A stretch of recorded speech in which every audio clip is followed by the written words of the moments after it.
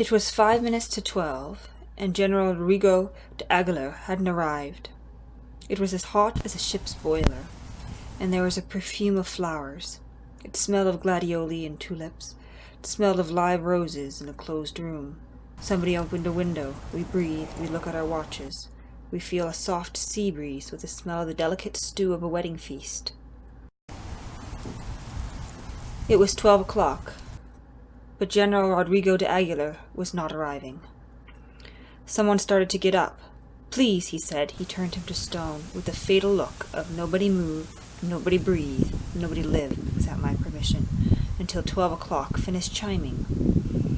And then the curtains parted, and the distinguished Major General Rodrigo de Aguilar entered on a silver tray, stretched out full length on a garnish of cauliflower and laurel leaves, steeped with spices, oven brown, embellished with the uniform of 5 golden almonds for solemn occasions, and the limitless loops of valor on the sleeve of his right arm, 14 pounds of medals on his chest, and a sprig of parsley in his mouth, ready to be served at a banquet of comrades by the official carvers, to the petrified horror of the guests.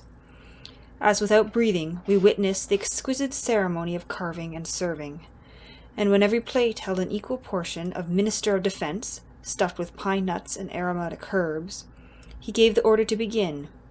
"Eat hearty, gentlemen."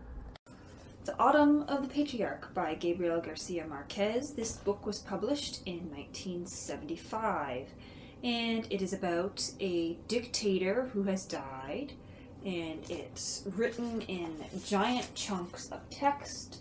There are no paragraph breaks. The sentences run together in many or most cases.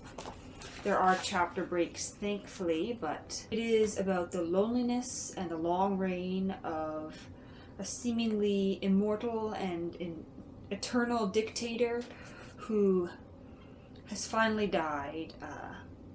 At the beginning of the novel, the people find animals and livestock and vultures roaming around in the former palace and living in the rooms of the dead and feeding on the dead. And the scene that I just read for you is one of my favorite scenes in the entire book. This book is just one grotesque and unbelievable scene after another, but that particular scene I had to read twice to fully realize what I had just read. So this is probably one of Marquez's best novels. I think I say that about all his novels, all his books that I read, but this is truly one of the best. I gave it 5 out of 5 stars.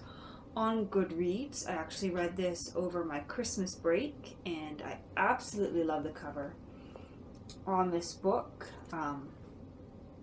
Those eyes are absolutely creepy. I'm assuming that's supposed to be the dictator, but there's also this beautiful floral pattern on here.